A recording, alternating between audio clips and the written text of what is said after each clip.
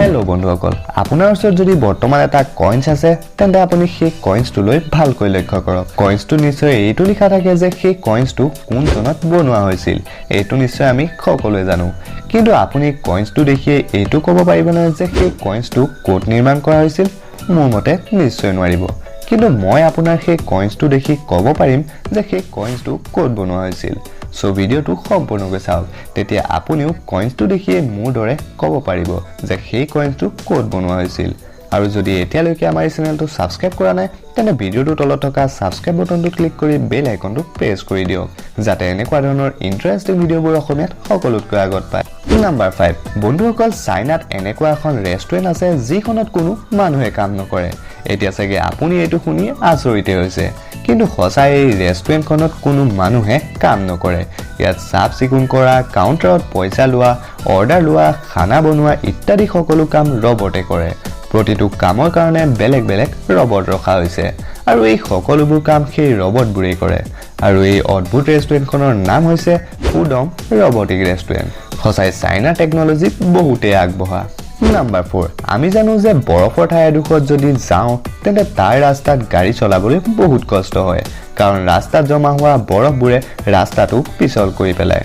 আৰু এইবোৰ কাৰণত সেইবোৰ ৰাস্তাত চলা গাড়ীবোৰত চিন লগাই চলোৱা হয় যাতে সেই ৰাস্তাটোত স্লিপ নকৰে কিন্তু ৰাছিয়ান সাইন্টিষ্টসকলে এই প্ৰবলেমটোৰ পৰা বাচিবলৈ এনেকুৱা এখন কাৰ্পেট তৈয়াৰ কৰি উলিয়ায় যিখন যদি সেই ৰাস্তাটোত পাৰি দিও আৰু যদি তাৰ ওপৰত যদি বৰফো পৰে সেই বৰফবোৰ নিজে নিজে গলি নাইকিয়া হৈ যায় কাৰণ কাৰ্পেটখন এনেকুৱাকৈ তৈয়াৰ কৰা হৈছে যে তাৰ ওপৰত বৰফবোৰ পৰা মাত্ৰকে নিজে নিজে গৰম হৈ বৰফবোৰ গলি যায় খজাই আচৰিত নহয়নে বাৰু নাম্বাৰ 3 এটিএম বন্ধুসকল আমি সকলোৱে এটিএম বুলি ক'লে চিনিয়ে পাওঁ নহয়নে এটিএমৰ দ্বাৰা আমি যিকোনো ঠাইত থাকিলেও পইচা উলিয়াব পাৰোঁ কিন্তু এই এটিএম পোনপ্ৰথমে ক'ত আৰু কিমান চনত বহোৱা হৈছিল আপুনি জানেনে বাৰু পৃথিৱীৰ সকলোতকৈ ফাৰ্ষ্টে 27 জুন 1967 চনত লণ্ডনত এটিএম মেচিন বহোৱা হৈছিল আৰু ভাৰতৰ মুম্বাই চহৰত 1987 চনত এছএছবিচি ব্ৰাঞ্চত ভাৰতৰ ফাৰ্ষ্ট এটিএমটো বহোৱা হৈছিল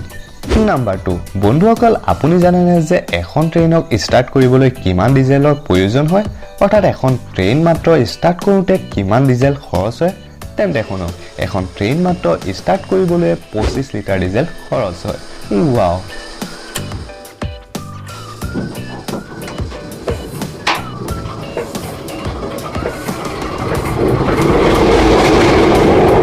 নাম্বাৰ 1 আপোনাৰ ওচৰত যদি এতিয়া এটা কইন্স আছে তেন্তে আপুনি সেই কইন্সটো ভালকৈ লক্ষ্য কৰক কইন্সটোৰ তলত নিশ্চয় সেই কইন্সটোৰ মেনুফেকচাৰিং ইয়াৰটো লিখা থাকে সকলোৱে দেখিছো এইটো আৰু এইটোৰ পৰা আমি গম পাওঁ যে সেই পাৰ্টিকুলাৰ কইন্সটো ইমান চনত বনোৱা হৈছিল কিন্তু আপুনি সেই কইন্সটো লৈ চাই এইটো ক'ব পাৰিবনে যে সেই কইন্সটো কোন ঠাইত বনোৱা হৈছিল নিশ্চয় নোৱাৰিব চাগে সো এইটো জানিবলৈ হ'লে এই চাৰ্টখন ডাউনলোড বা স্ক্ৰীনশ্বট মাৰি ৰাখক